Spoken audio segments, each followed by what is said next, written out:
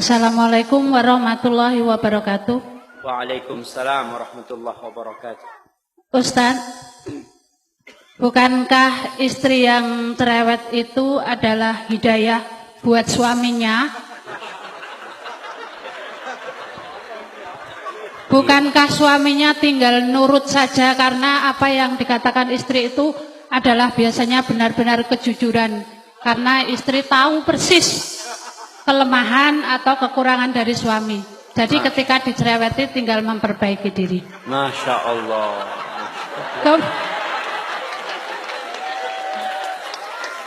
Kemudian kadang-kadang bukan istri yang tidak atau kurang bersyukur, tetapi suami itu senang dipuji.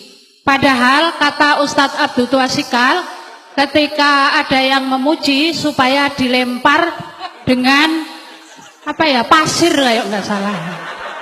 Apakah seorang istri juga karena suami butuh dipuji, apakah boleh memuji, dan bukankah pujian itu juga merampas haknya Allah bagi para suami yang senang-senang dipuji itu? Masya Allah. Kemudian, berapa pertanyaannya Ustaz?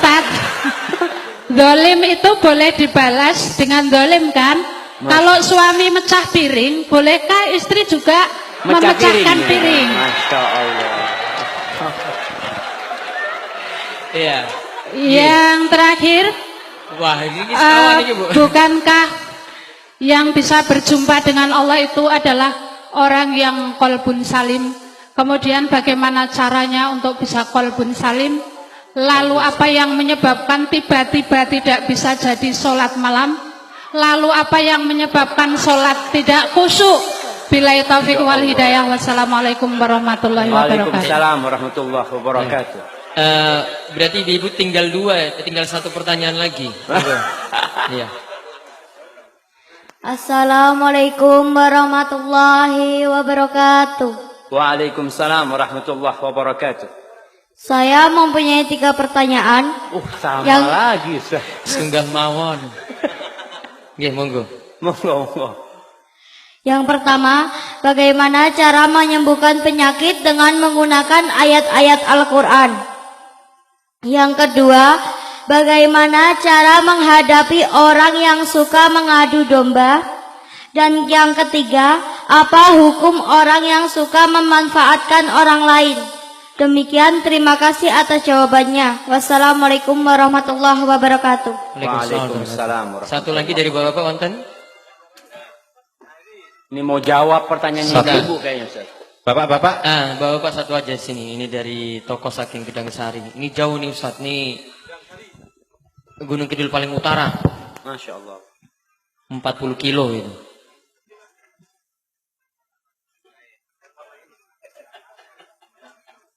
Yes, tunggal mawon Pak. Diringkes. Ustaz. Nggih. Assalamualaikum warahmatullahi wabarakatuh. Waalaikumsalam warahmatullahi wabarakatuh. Yang saya tanyakan sesuai dengan realita, Ustaz. Rumah tangga itu biasanya yang mencuci, yang memasak itu perempuan. Tetapi di rumah tangga saya dan dekat saya itu kok malah terbalik.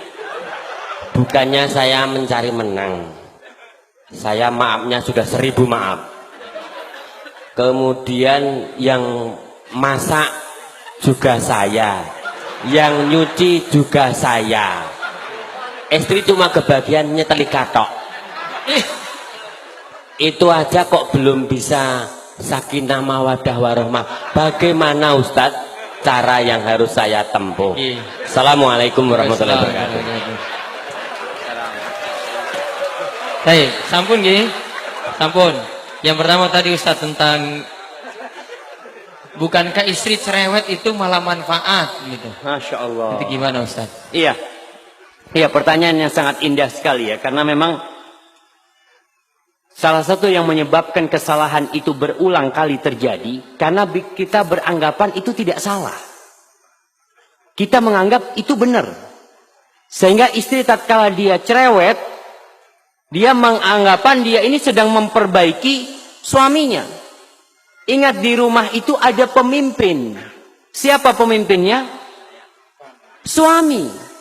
Allah mengangkat suami sebagai pemimpin. Ar-rijalu qawwamuna 'alan nisa bima faddalallahu ba'dahum 'ala ba'din wa bima anfaqu min amwalihim.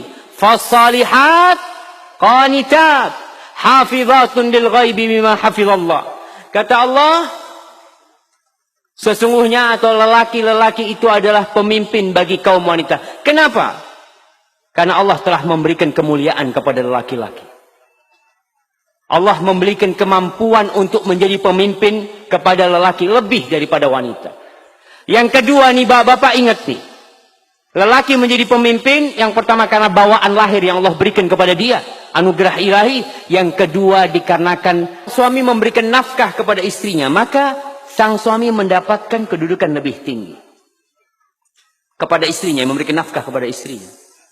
Kalau sang suami tidak memberikan nafkah kepada istrinya, biasanya rumah tangga mulai pincang kepemimpinan suami. Karena suami tidak memberikan nafkah. Dia jadi pemimpin karena memiliki kewajiban memberikan nafkah. Berkaitan dengan pertanyaan ibu tadi, bukankah cerewetnya wanita itu hidayah bukan suami? Buat suami, ya Allah ibu-ibu, suami itu paling sumpek kepada wanita yang cerewet. Nah, betul bapak-bapak? Semangat bapak. Bagaimana cara memperbaiki suami? Ada caranya. Tidak harus dengan cerewet. Yang pertama, suami itu sebagai pemimpin tidak suka digurui. Ya namanya pemimpin.